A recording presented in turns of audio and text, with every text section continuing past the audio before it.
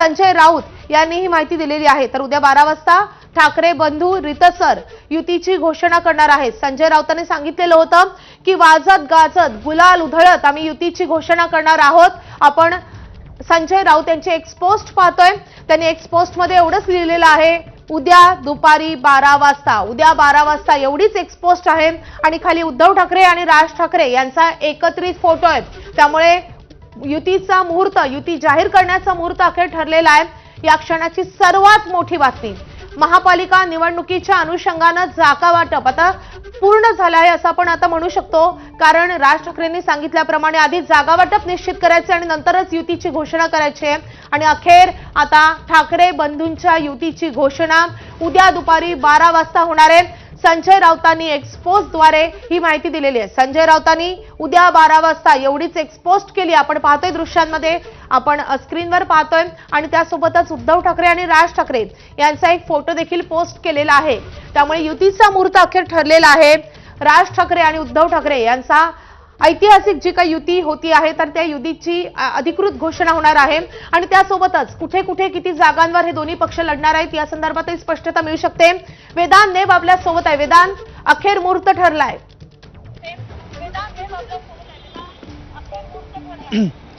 नक्कीच ज्या प्रकारे माधवी आपण बघितलं, कधी ही युतीची घोषणा होणार याची उत्सुकता मनसैनिक शिवसैनिकांना होती, कारण संभ्रम होता, कारण कोण कोणत्या जागांवर लढणार आहे हे समजत नव्हतं। आणि त्यामुळेच आजपासून एबी फॉर्म किंवा मग उमेदवारी अर्ज भरायला सुरुवात होतीये। आणि असं असताना मग युती कधी जाहीर होणार असा प्रश्न हा शिवसैनिक मनसैनिकांना होता। आणि अखेर आपण बघितलं तर एक प्रकारे संजय राऊत यांनी सांगितलेलं आहे, उद्या दुपारी 12 वाजता या युती संदर्भातली जी अधिकृत घोषणा आहे ती राज ठाकरे उद्धव ठाकरे एकाच मंचावर येऊन करतील अशी सुद्धा माहिती आहे।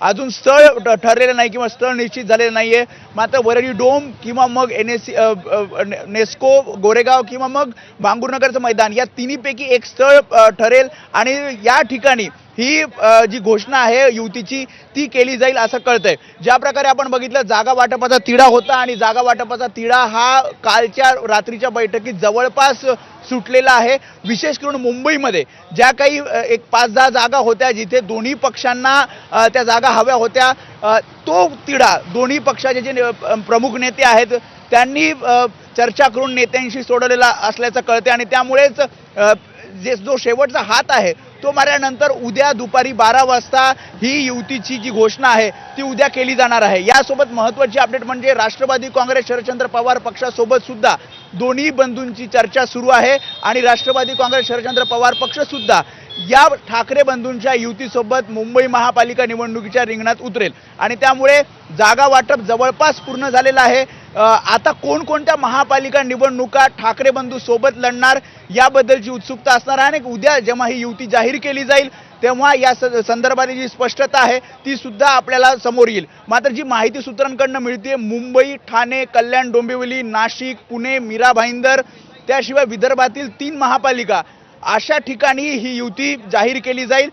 जागा वाटप हे अंतिम उद्या जाहीर केलं जाणार नाही असं सुद्धा सूत्रांकडून कळतंय, कारण जागा वाटप करत असताना टप्प्याटप्प्यानं हे दोन्ही जे पक्ष आहेत ते आपल्या उमेदवारांची नावं जाहीर करतील। बंडखोरी होऊ नये यासाठीची रणनीती या दोन्ही पक्षांनी आखलेली दिसते। त्यामुळे अंतिम जागा वाटप उद्या होणार का, तर या संदर्भात सूत्रांनी जी माहिती दिली आहे त्यामुळे जागा वाटप पूर्णपणे अंतिमरित्या उद्या जाहीर केलं जाणार नसलं तरी युती ही ठाकरे बंधूंची उद्या जाहीर केली जाईल।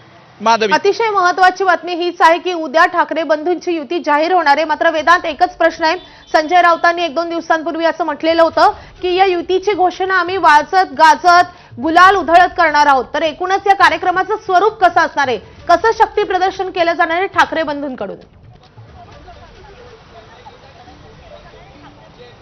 नक्की ज्या प्रकारे नियोजन केलंय की एक मोठं शक्ती प्रदर्शन दोन्ही पक्षांकडून केलं जाईल, मात्र याबद्दल अधिकृतरित्या माहिती मिळालेली नाहीये। कदाचित उद्या पत्रकार परिषद घेतली जाऊ शकते, कारण मेळाव्याची तशी तयारी अजून दोन्ही पक्षांनी केलेली नाहीये। असंही आधी नियोजन होतं की 22 किंवा 23 तारखेला या दोन्ही पक्ष एक भव्य मेळावा घेतील आणि त्यासाठी सुद्धा तयारी दोन्ही पक्षांच्या नेत्यांनी केली होती. मात्र ज्या प्रकारे थोडासा या जागा वाटपाला उशीर झाला, काही जागांवर निर्णय घ्यायला उशीर झाला आणि त्यामुळे कदाचित उद्या पत्रकार परिषद घेतली जाईल. जसं तू म्हणालीस की संजय राऊतांनी 2 दिवसापूर्वी सांगितलं की अगदी वाजत गाजत अगदी शक्ती प्रदर्शन मोठं केलं जाईल, तशा प्रकारचं नियोजन हे केलं जाऊ शकतं आणि दुपारी 12 वाजता भव्य एक पत्रकार परिषद घेऊन ही युतीची जी घोषणा आहे ती 2 भावांकडनं केली जाऊ शकते.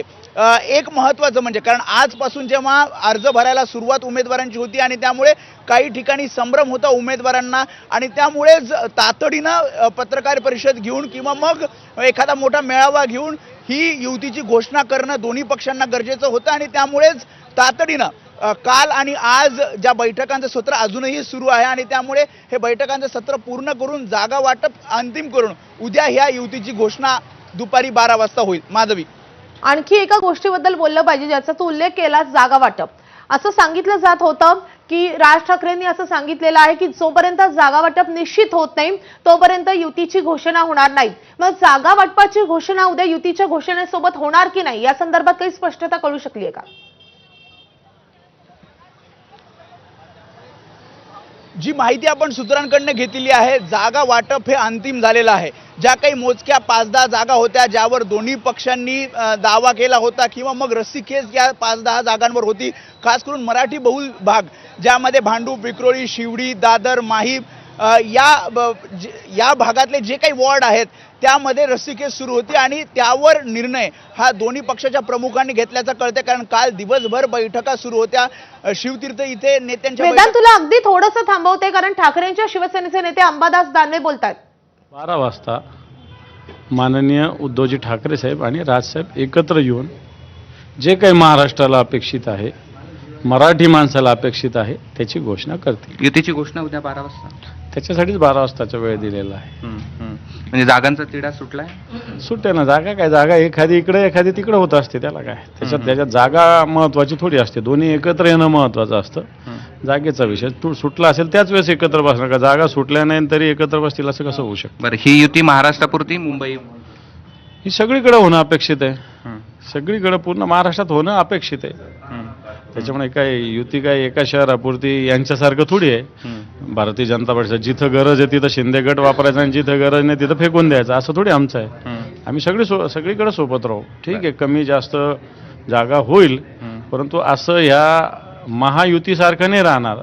जसं देवेंद्रजी बोलले, मुंबईत आम्ही युती करू, ठाण्यात आम्ही स्वबळावर लढू, पिंपरी चिंचवडला अजितदादां सोडून असे आमचे धंदे नाही. सगळीकडे सोबत राहू. बरं, पण या क्षणाची अंबादास दानवे किती दिवसांपासून वाट पाहत होते? हे होणार, हे मागच्या 6-8 महिन्यापासून फिक्स होतं. ज्या वेळेस मराठीच्या प्रश्नावर सगळं आम्ही मोर्चा काढायचा ठरवला होता, मोर्चाची गरज पडली नाही, सरकारने तो निर्णय मागे घेतला आणि एक मेळावा झाला होता तिथे वरळी डोमला.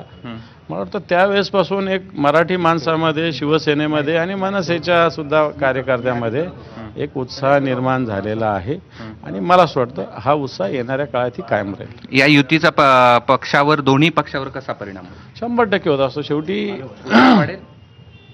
शेवटी कसं असतं, एक नैतिक ताकद असते. तर शिंदेच्या शिवसेनेच्या नेत्या मनीषा कायंदे सध्या फोनवरून आपल्यासोबत आहेत. मनीषा ताई, एक मोठी बातमी येते ठाकरेंच्या